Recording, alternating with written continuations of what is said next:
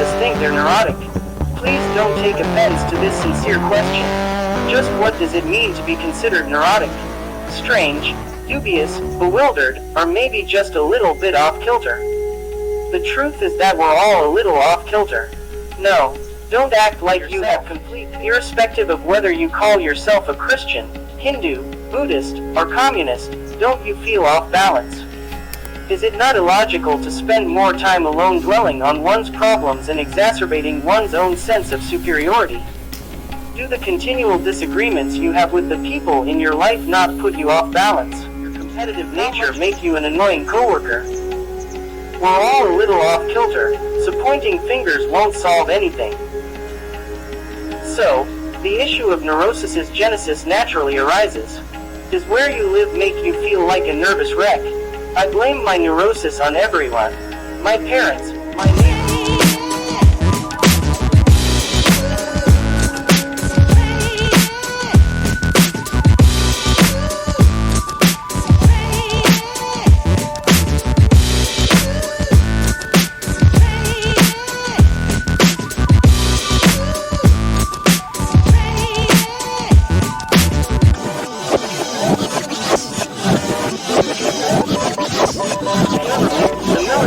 And so on.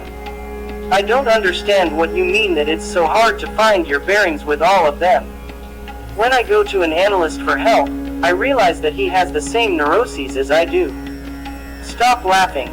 This is the direction humanity is taking. How then do I account for my neurosis? The existing global order of affection for one another and for the world at large. How likely are disagreements to occur if there is love? For what proportion of the world's governments do you think you would receive a death sentence? Such a culture would not exist if parents cared for their children, provided for them kindness, life, and love. Our neurotic culture is influences and expectations. Internal compulsions and impulses, the inherited violent nature we inherited from our ancestors, are also components of this neurosis, this imbalance. The facts. Everyone is at least a little bit off, and if pointing fingers is fruitless. Whether we're talking about our mental, emotional, or sexual, we're all pretty off kilter. Recognizing your inability to maintain homeostasis takes precedence over mastering that skill. While a neurotic mind can't find peace on its own, it can learn to keep an eye on its own haven't gotten too out of hand.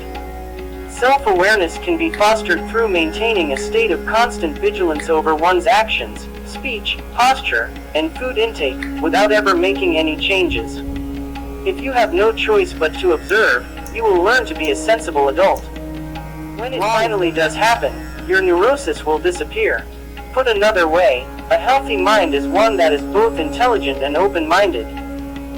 In the context of modern society, this essay will use carefully selected text and video snippets to demonstrate that Krishnamurti's definition of mental health goes much beyond that of society.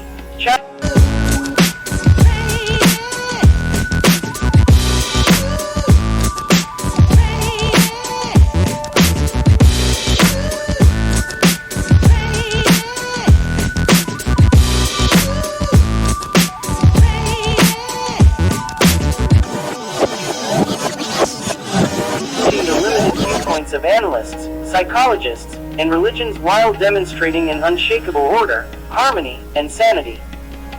Quotation marks.